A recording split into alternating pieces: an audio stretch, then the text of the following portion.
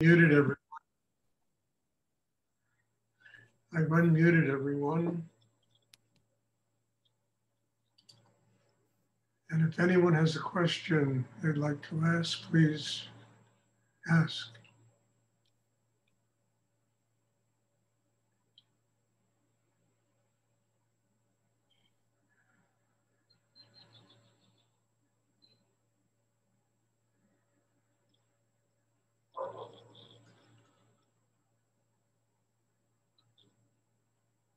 These classes seem to get deeper, stronger, richer, more Shakti, more energy.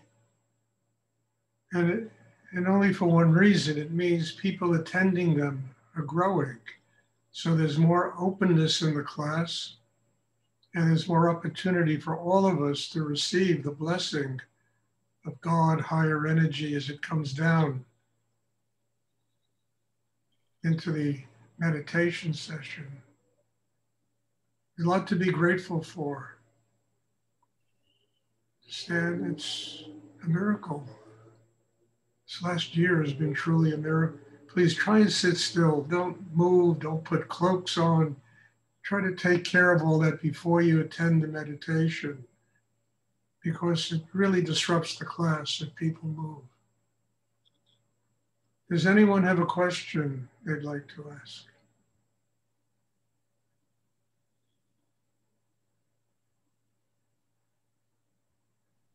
Stuart, can you please walk through the breathing technique? I didn't understand you. Can you speak up a bit? Can you please walk through the breathing technique again? Can I go over the breathing technique? Yeah. Yeah, of course. It's not only for you, Kirsty, it's really for everybody. Everybody should be reminded of the most basic element of what we're doing here. And, you know, it's really it's a craft. I always tell people meditation is not a religion, it's not a cult, it's nothing of that nature. It's just a craft, learning a craft, you know, which can help you fix your inner life and can help you fix yourself as a human being. And in every craft, there are tools. The tools of meditation are the mind and the breath. Also, the tools of meditation are the will, your will to do it, and above everything else, really, the need to do it. Because without a real hunger inside, without a real need inside, you know, for a connection with God, a spiritual enlightenment, you can breathe until you're blue in the face and nothing is going to happen for you. We need to tap a need inside. When you tap a need inside yourself, it means you're willing to let go of a lot of things in order to do what helps you build a spiritual life. So that, you know, there's 7 basic chakras. There's a chakra, you know, here, and throat, heart, below the navel, in the sex, base of the spine, and the top of the head. And, you know, the work is to get these 7 chakras open, because all of these chakras are directly connected to the spine. And the spine is the only area in a human being where energy rises. So what we're trying to do is to get the chakra system open and energy rising up the spine in the form of Kundalini, so that it goes into the crown chakra and eventually goes into the cosmos. The chakra below the navel, you know, the 3rd chakra, this is the source of power in a human being. It's the balance, it's the rootedness, and it's really the center from which all things are possible inside us. So the first step in the meditation is to bring the strongest instrument we have, which is the mind, and focus it in the chakra below the navel. And we do this for a number of reasons. Firstly, if the mind is focused in the chakra below the navel, it's going to get quiet. You know, you're going to relax the mind. It's going to become quiet. You're going to be able to receive knowledge, wisdom. Secondly, the mind is like a surgical instrument. It'll cut through all the tension inside you. And by focusing it in the chakra, the chakra below the navel, it opens that chakra like a great lotus flower. You can even project the image while you're focusing there of a great lotus flower, the core of which is right in the navel opening inside you. And then you take, then the next step is to open the heart, because foundation and rootedness is worthless unless you have the rest of the tree, the rest of the apartment building, whatever you build. You need something to go on the foundation. And the easiest way to open the heart, which is the seat of love, the seat of compassion, the seat of joy, is to just feel gratitude. We all have something to be grateful for. And just that simple feeling of gratitude will open the heart.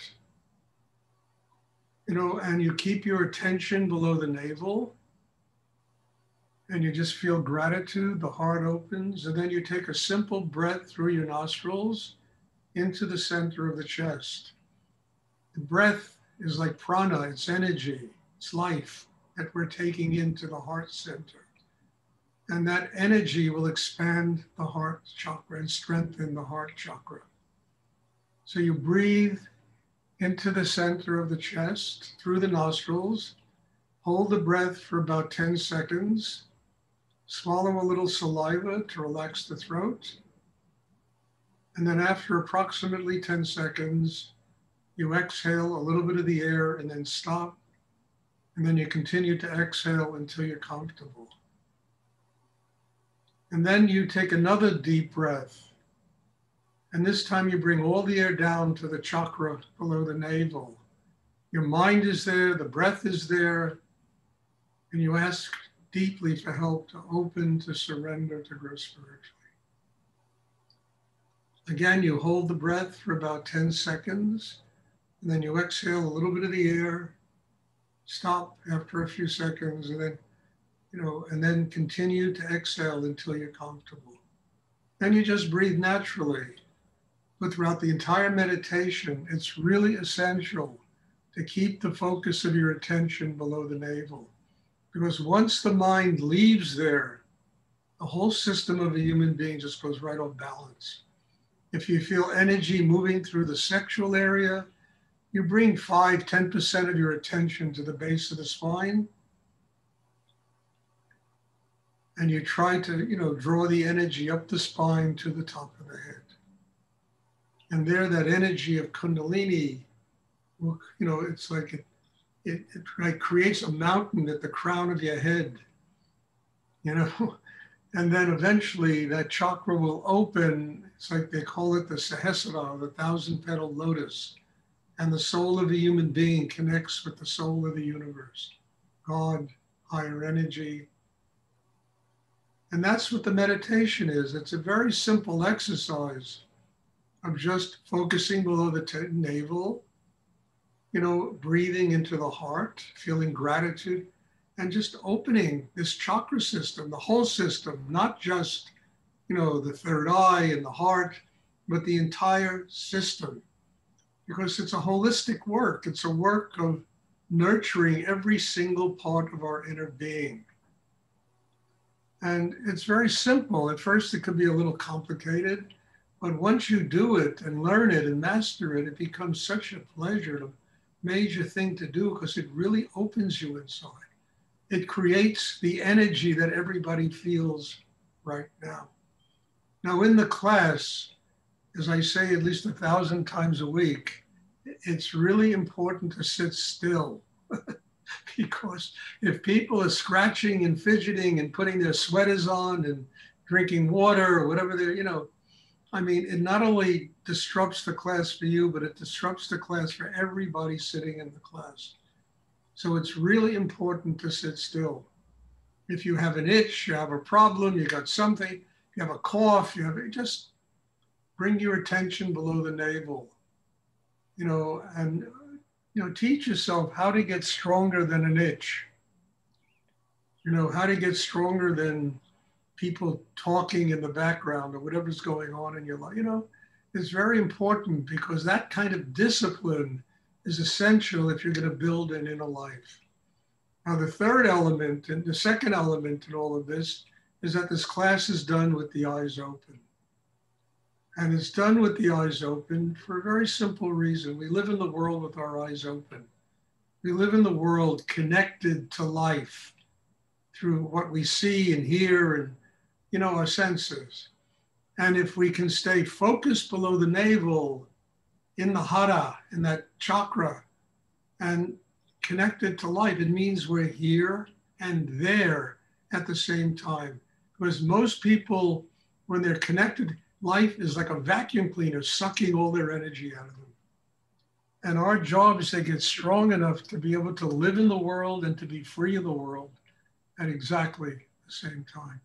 And when you keep your eyes open, you understand you're connected and you're also focused below the navel. So there's really no separation between the inner and the outer. And also, I work with everybody through the eyes. Don't try to hypnotize people. I just do this because that's how the Shakti that flows through me is transmitted to everybody that's in the class. It's through the eyes. And the third element in this is the breathing. You only do the breathing when you have to do it. You don't do it all the time. I mean, if you do it all the time, you're going to probably hyperventilate, and that's not the purpose of the class. You do the breathing when you need to do it. If you start thinking, daydreaming, drifting off, which people do, it's very common that this happens. You refocus your tension below the navel, and then you just do the breathing into the heart, exhale below the navel. But once you get yourself open and that energy flows, comes from the cosmos, it's going to do more to open you and help you to grow, than anything you can do for yourself. It's much stronger than the breathing. So that's the exercise, That's the exercise, and it's very simple, and it's the greatest gift that Rudi left all of us. I say this all the time, and I mean it, because it's the very foundation, the very core of everything that he taught.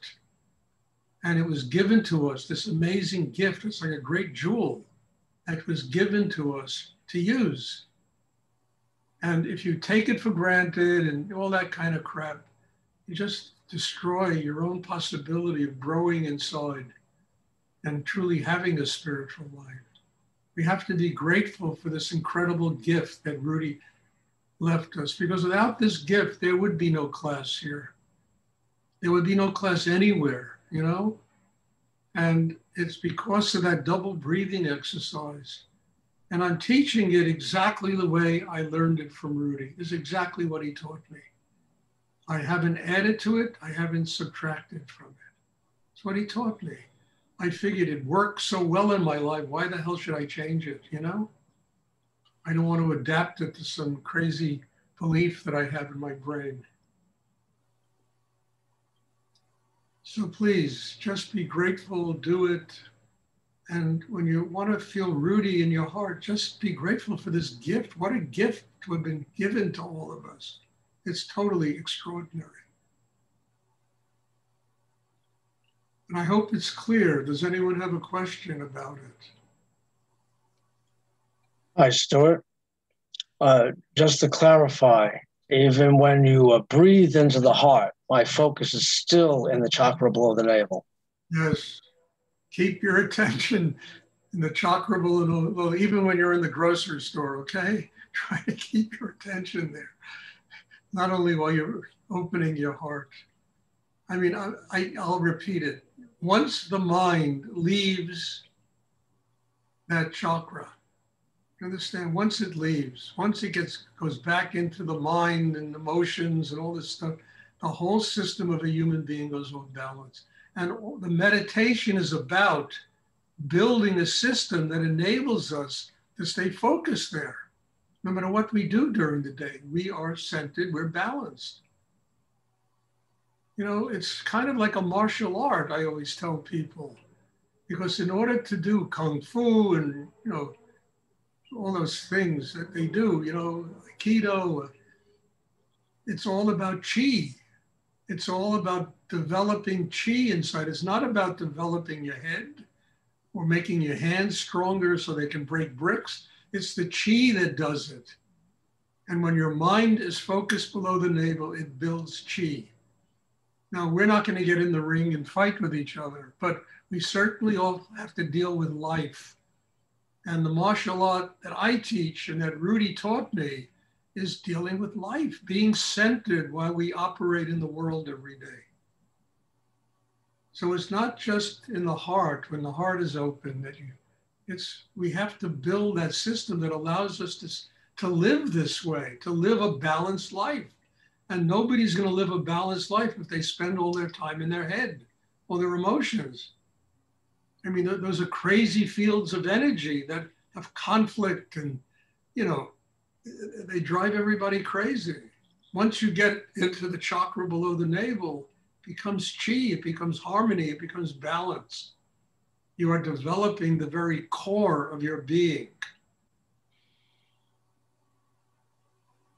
And I always say, great singers sing from the third chakra. I mean, just ask Chris, she'll tell you. Great, dancers dance from the third chakra. Great athletes, when they're in the zone, they're there. They're not thinking, they're just being, they're living, so they have to be focused. Well, I mean, it's really the key to succeeding in life. Mm-hmm. Yeah.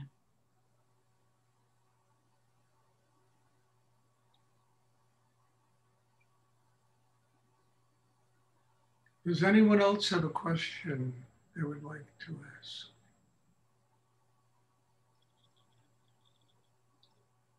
I mean, when I was younger, I had a really very active life. I can't be that, I'm not, 40 years old anymore to do what I used to do. I still do quite a bit, obviously, but what made it possible was learning how to do what I'm talking about. That's really what made it possible. I had 50 things going on all the time, and none of them interfered with anything else. None of them were ever an excuse for me not to be in meditation class, teaching, or with Rudi, or with, when I was studying with him. And as years went by, that chi got stronger and stronger. And running ashrams all over the world and teaching and retreats, every month. I mean, it was unbelievable what was going on in my life. But it was all that focus in the third chakra that made this possible for me to live the way I live. Otherwise, my God, I would have built a hut in the forest and said, fuck it all, who needs this? It's too much. And I'm still doing it, here teaching 7 of these classes a week, but, some days there's 50 people, 60 people, and come to my class. I mean, it's amazing. But it's that energy. And it also keeps you from being involved with your ego and who you are and what you are and how great you are and how important you are and all that bullshit, Because to maintain that kind of balance inside, you got to be free of your ego. Because the ego is up in the mind and the emotions.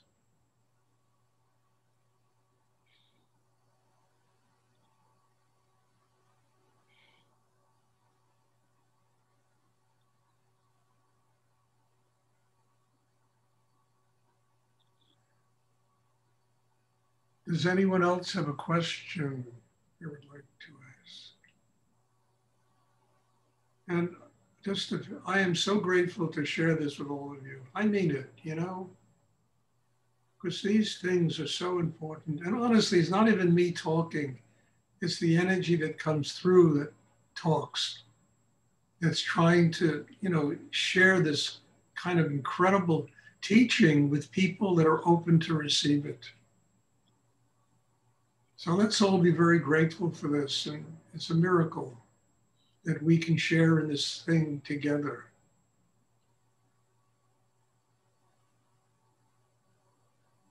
Does anyone have a question? Anyone else have a question they would like to ask?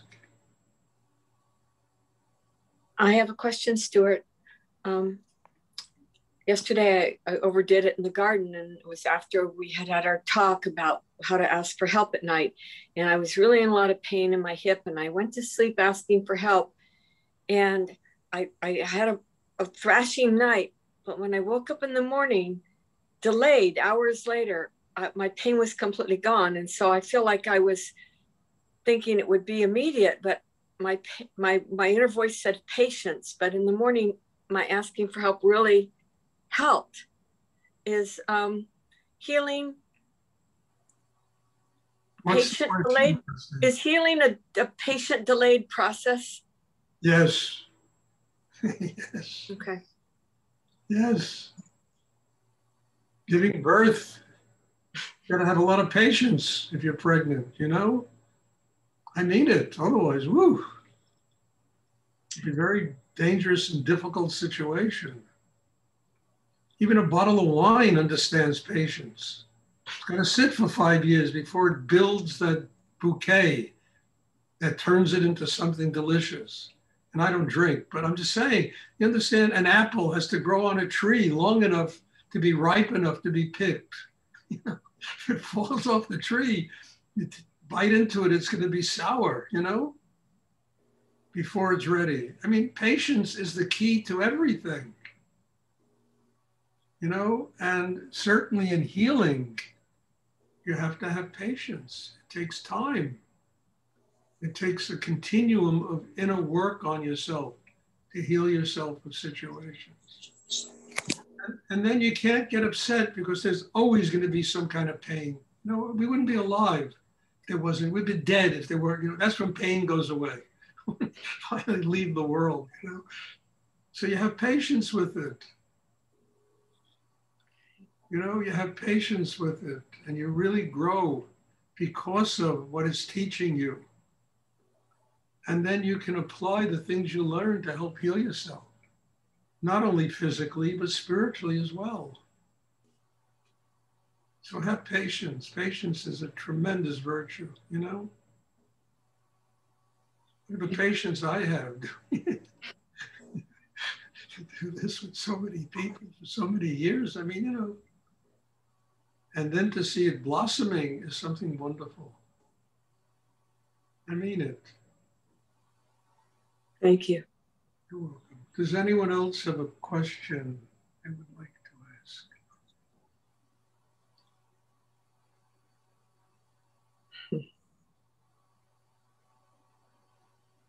I hate to say it, but a bottle of wine has more intelligence than most people. I mean, really. It has the, you know, give me time, I will blossom into, you know, a flower. Give me time, I will blossom into something wonderful. People, if I don't get it in 2 days, you know, I'm going to bust a gut, you know. Ridiculous, you know. Absolutely ridiculous. You know, in the Renaissance and the Middle Ages, if you wanted to be a painter, you know, you would start when you would go to a workshop, Verrocchio or Leonardo or one of these guys, and you would start when you were 6 years old. You know, and you would learn every single aspect of the craft before you even started painting, how to mix paint, how to make canvases, how to make gesso, how to make paintbrushes, how to, you know, you would learn every single conceivable aspect of the craft. And then one day, you know, Verrocchio would say, all right, start sculpting, start painting, start, you know. I mean, that's how it was done.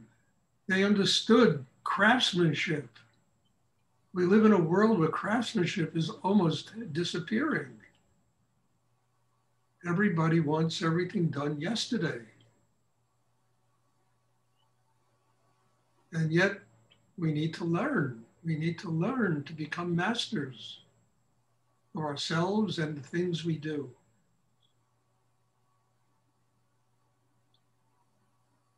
Does anyone else have a question they would like to ask?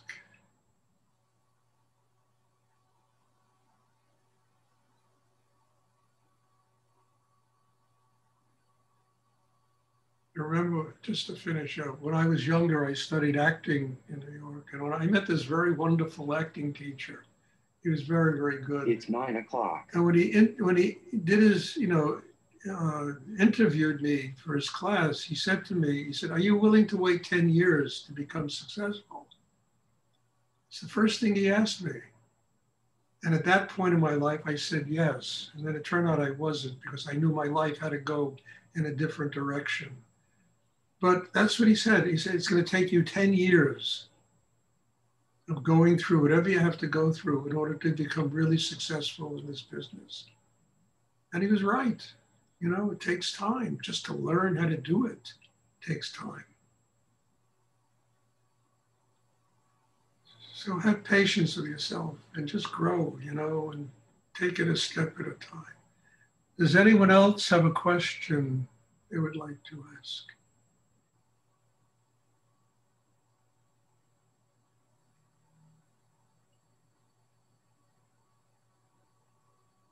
Okay, if there are no more questions, God bless you all. Thank you. And in all humility, I'm very grateful to do this and to be with you and to share what I've learned in my life with every one of you. So please, you're all home. Take it home with you and let it work for you every day. Bless you. Thank you. And I'll see everybody on Wednesday. Thank you, Stuart. You're welcome. Thank you, Stuart. You, Stuart. Thank you. Bye.